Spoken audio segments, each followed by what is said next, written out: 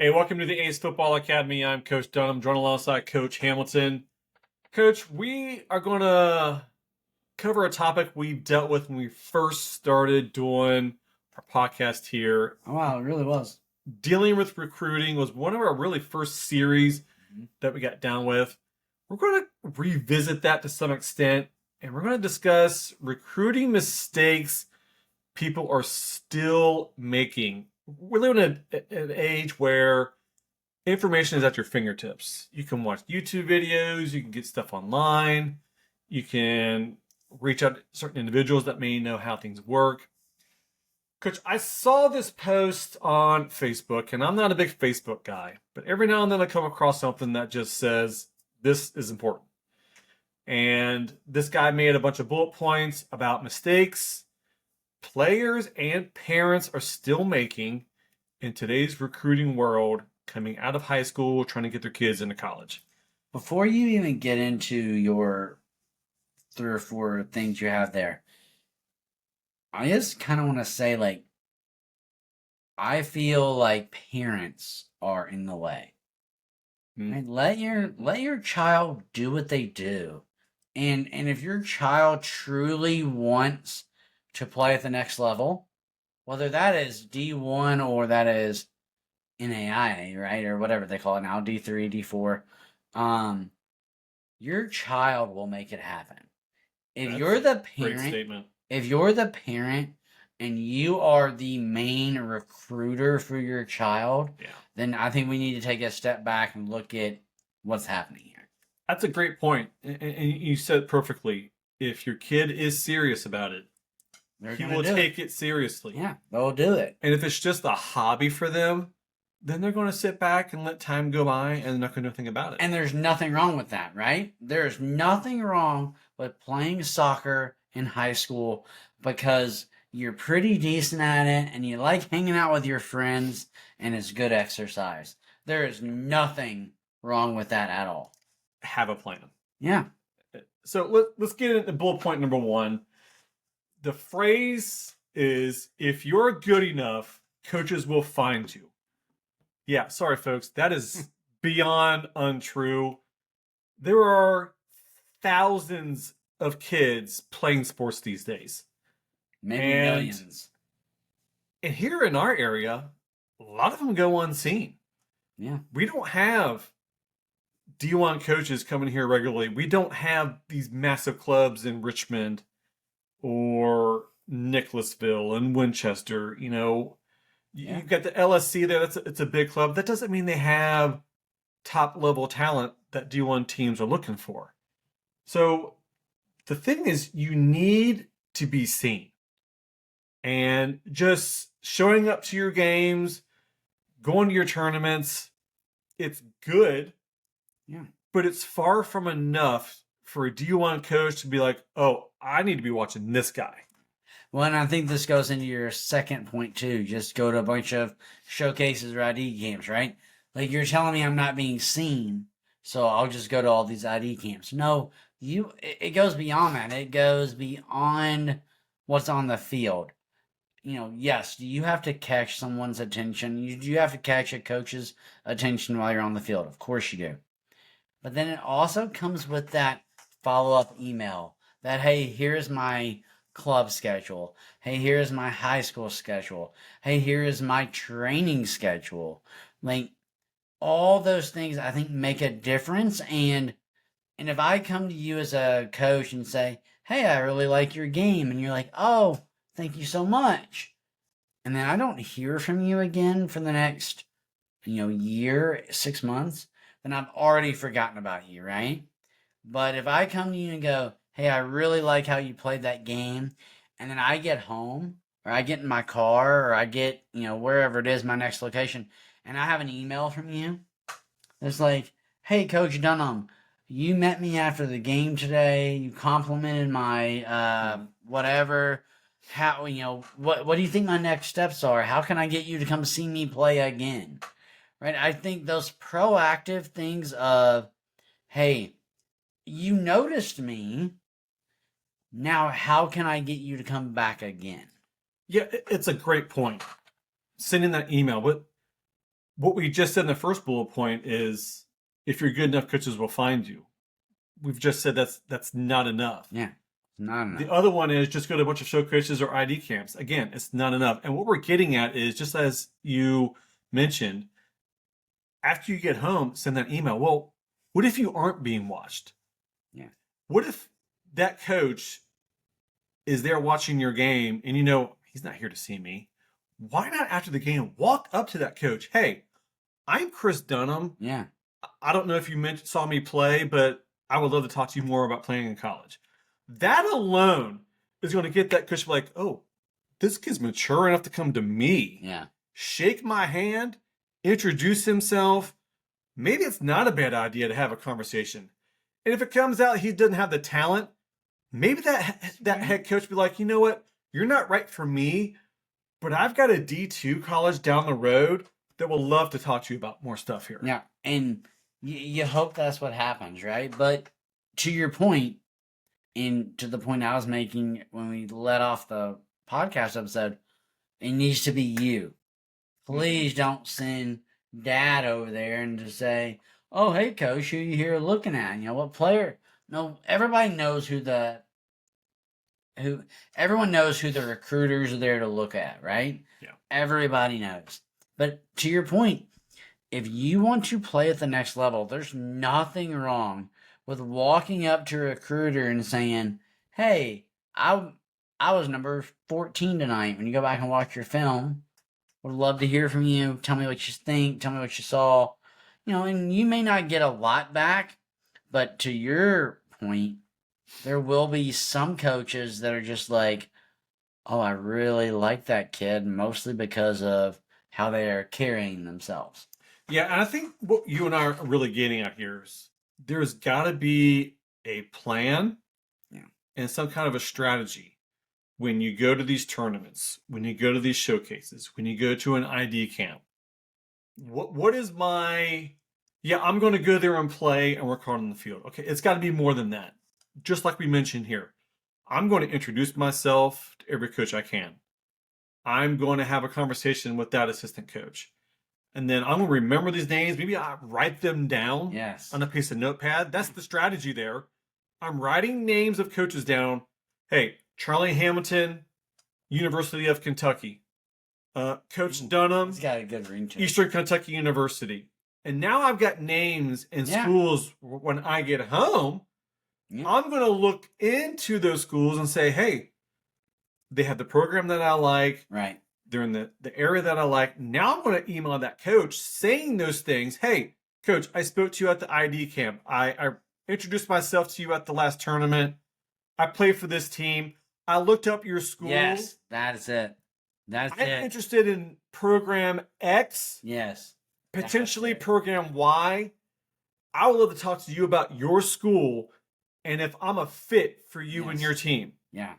That's a game plan there. And I think what you started that email you started, hey, I met you and I did my research. I did my homework. Yeah. And I know that I want to be a nurse, or I know that I want to be a teacher, or I know that I want to get into sports management. And your college offers that, and your college is good at producing those types of people. So I would like to follow up with you about not only am I going to be a productive member of society, but I also might get to play soccer too. Mm-hmm. I think that's really important. So let's talk about if you're the shy kid. Maybe you're very intelligent, you're very mature, but you're terrified to walk up to complete strangers. I was that kid, and I get that. And that's where the parents got to come in. And this is something I did with my kid. You rehearse things at the house.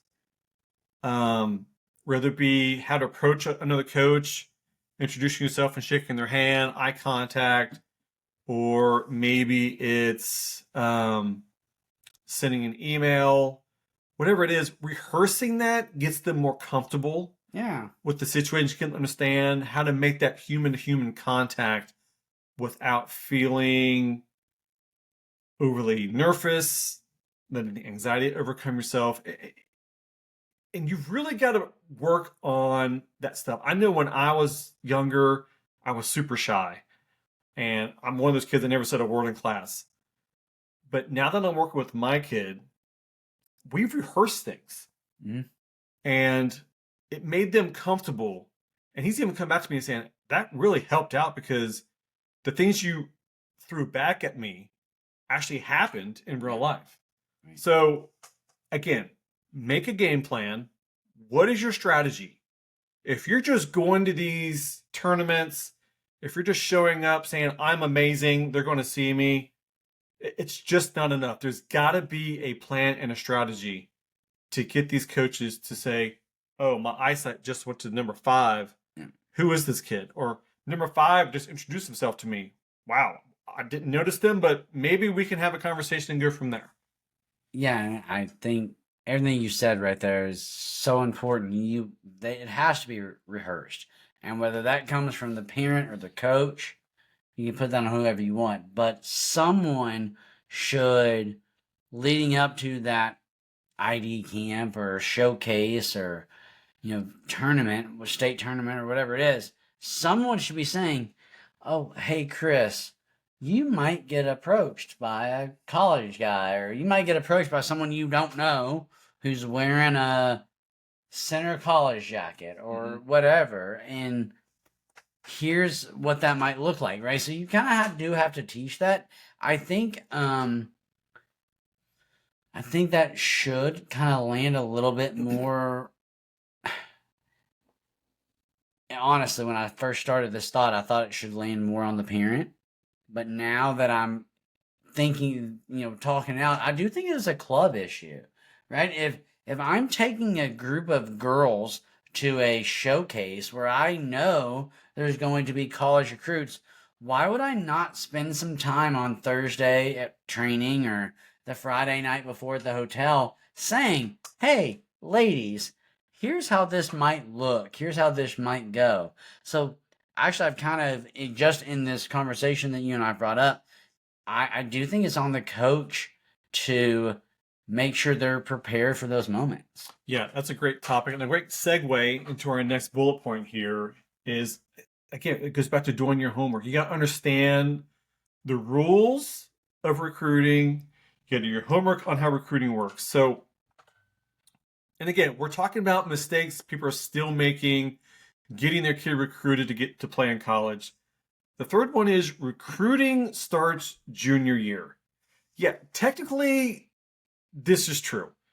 The D1 coaches absolutely cannot make contact with any player until August 1st of their junior year. Yes, that's absolutely true. But that doesn't mean the player can't reach out to that college coach prior to that. It's that fine line of understanding what you can and can't do. The D1 coach cannot say a word to you, but you can send an email your sophomore year. Hey, coach, I'm going to be at such and such tournament on this date. We're going to be in your area. If you can come watch me play, here's some film. Hey, if you can't be there, I got it. I'd love to have a conversation with you. And we had, and when if you go back and listen, which again, those of you that are intrigued about this conversation, go back and listen to our several episodes we did on recruiting. Yeah. Trip Rogers mentioned this. Trip Rogers said there are so many players that we go and watch, when we are allowed to go and watch them, their junior, in that August 1st window or whatever. But the players who they remember are the ones who send an email in July or September of their sophomore year. And Trip is very honest. You're gonna feel like we're ignoring you. Like that's how you're going to feel as an athlete because they are ignoring you. They have to ignore you. But if you send them a good 7, 9, 10 clips of you playing, and they like you, and you're like, "Hey, I'm playing here," and then you follow that up with an email in, April. They're like, "Hey, I'm going to be at the President's Cup this weekend or the State Cup this weekend." Again, don't take, especially if you are before your junior year, as we mentioned, don't take a lack of response as a no. You have to know the system. You have to know that they are legally not allowed to respond to you. So their silence isn't necessarily a bad thing. Yeah, and I think the other part of this is okay, two things here. Number one, understand and learn the process. You've got to understand the rules and regulations that NCAA puts on these coaches. Let's say you're on a team and you're not the elite player on that team. That's perfectly fine. Yeah. But you can't play the it's D1 or nothing kind of situation. If that's your plan, so be it. Just understand that if D1 coaches aren't looking at you, then the possibility of playing in college probably isn't going to happen. So we've got to expand our horizons and understand, am I going to be okay playing at a D2 or D3 school or in an IA? Or am I so worried about playing for D1 where I'd rather just go to a D1 school and just go to school there and not play games? And that's fine as well. As long as there's a game plan going into your junior year or prior to, that's what we're getting at. Because if you start your junior year Right. and it's September and no one's contacted you and you're like, what's happening? Why is no one? Oh, I'm kind of good. Right? I'm pretty good. I've scored 10 goals. I'm leading the team in assists. Why is no one talking to me? Well, because there's thousands of players that are out there playing. And I guarantee you some of them the sophomore year have already had conversations with these college coaches. Well, and that goes back to your earlier bullet. That's like they'll, I forget exactly how you put it. Oh, if I'm good enough, they'll find me. No, they won't. You have to sell yourself, and you have to sell yourself early. But you also have to know that it may you may not be bought early because you can't be bought early, right? Because of the NCAA violations and all that kind of stuff. But I love that you have to put yourself on a pedestal, and you have to be the one who makes the initial contact a lot of times. Is there the freak athlete and the freak player every now and then who every coach in the hemisphere is coming to watch play? Of course there is. But for most athletes, you have to be the one that starts that conversation. Absolutely, coach. So let's move on to our next, I guess, mistake. And you and I can't say enough about how true this is. The next mistake is your club or high school coach will take care of it. He will get you recruited. He's going to reach out to those college coaches and he's going to sell you to these college coaches. I'm sorry, you and I both know this. For me, I had a family to go home to. Yeah. I had to go home and help my wife with our newborn baby. I had a daughter in middle school. I've got my own things I've got to worry about other than coaching a high school team. I can't take 18, okay, it won't be 18. Let's just say it's 8 players that are interested in playing in college. That's a lot of time in addition to my coaching that you're asking me to take part in just you. And I don't think any coach wouldn't want to help you. It's, do they have the bandwidth? Number one, do they have the bandwidth to do that? But do they even have the connections? I mean, I know a couple coaches while I was coaching because they reached out to me, but I didn't know anybody outside of like a 50-mile radius. So if you've got interest in being a D1 player, you can't expect your high school coach to have, number one, the understanding of how it works, the connections to reach out to certain players, and maybe that coach doesn't really see you as a D1 player or even a college player. So you really can't depend on what they're thinking there. You've got to, again, it's up to you as the player.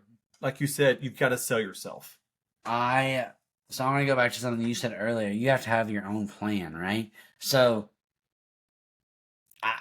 we can talk about the high school versus club coach, but let's just talk about coach in general, right? And to your point, if you want to play college ball, and I'm not even talking D1 to college ball, I love you, and I think you should have played college ball, and it would look great for me if I could say, oh, hey, I got 3 kids playing college ball right now, right? but I don't have the time to do that for you.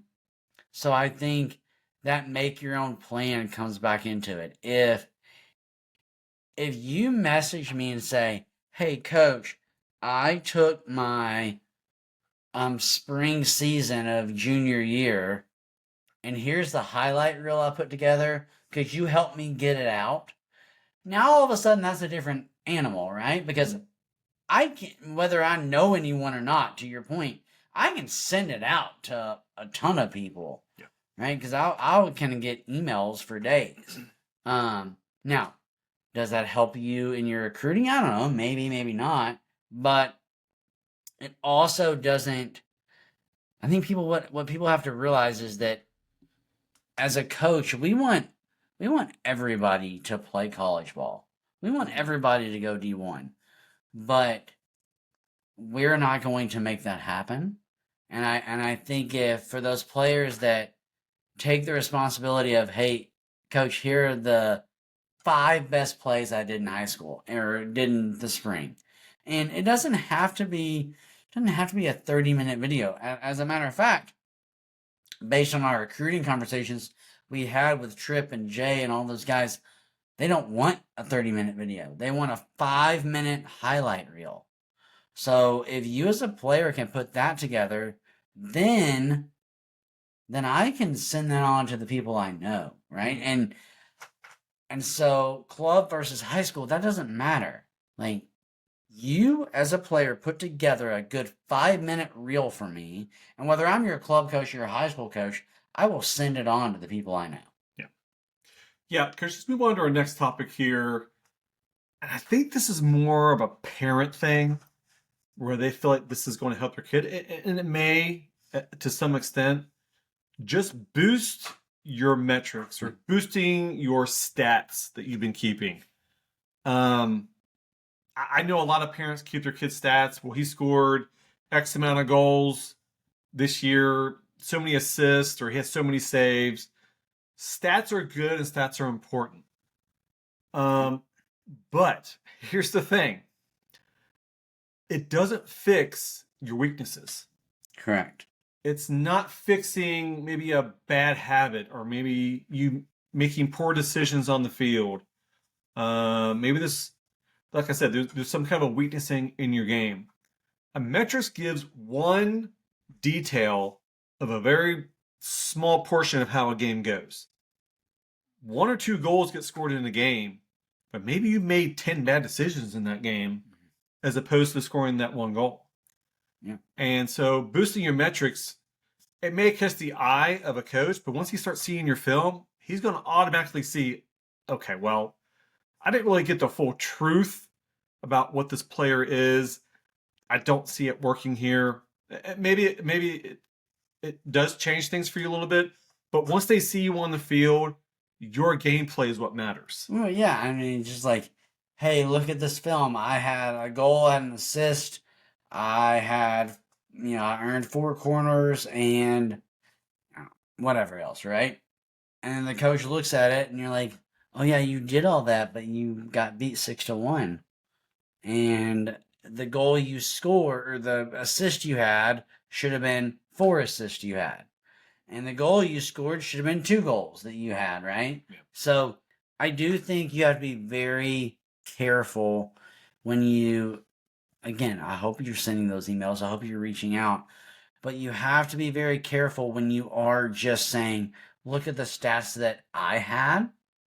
Because most coaches now are not looking at you as an individual. I mean, I don't know how to say this. They're not solely focused on you as an individual. They're looking at, okay, Chris is a really good player, but does he elevate the team? Does he elevate what the team is doing on the pitch throughout the course of the game? And does Chris take a mediocre team to an above average team?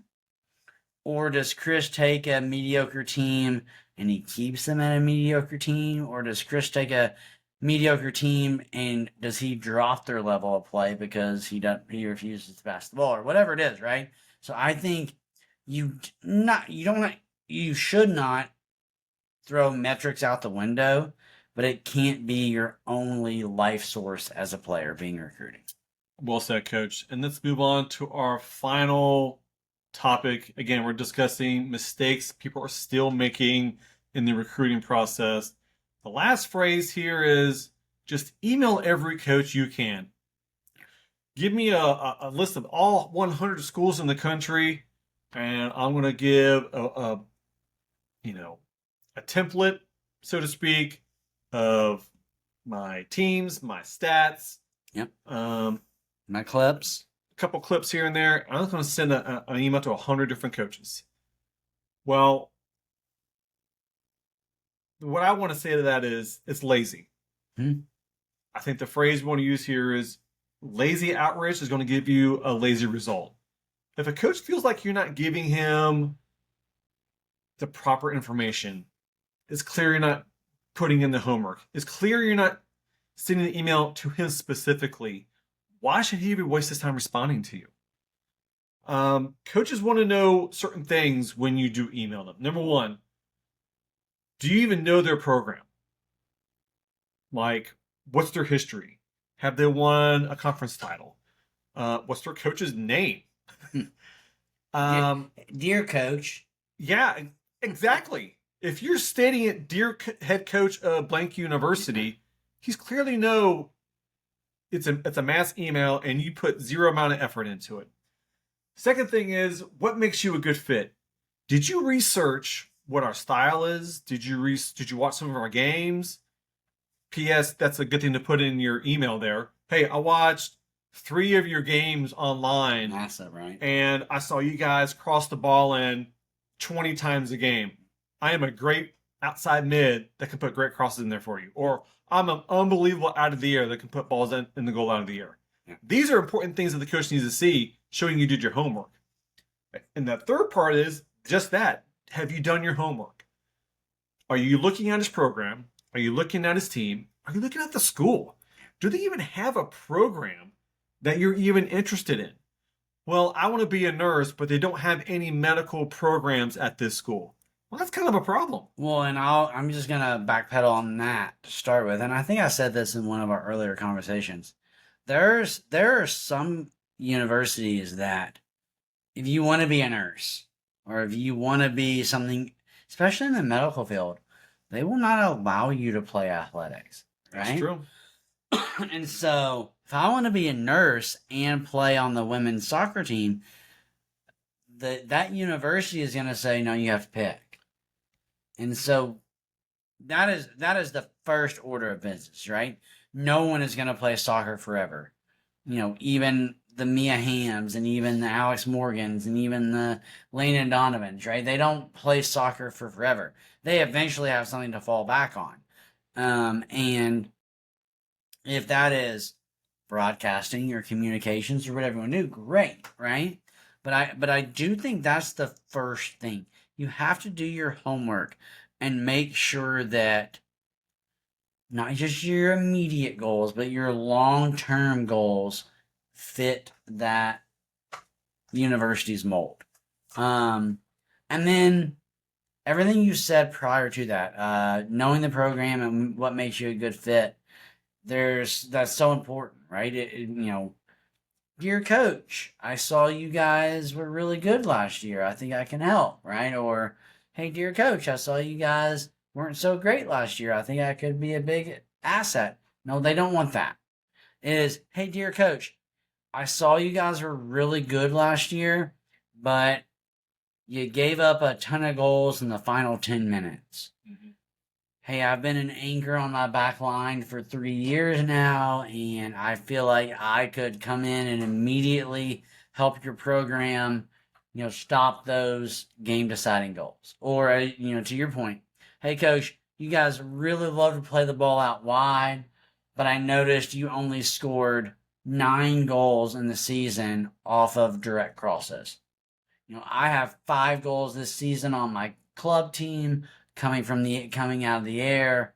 Just being able to really pinpoint exact moments and exact ways you can help the club or the team I think is so important, and I think it makes you stand out above the rest, right? Because everybody else is sending those blanket emails and those blanket, oh hey, I think I'd be a great fit for your program. So if you can make yourself stand out in that initial email, I think that goes a long way.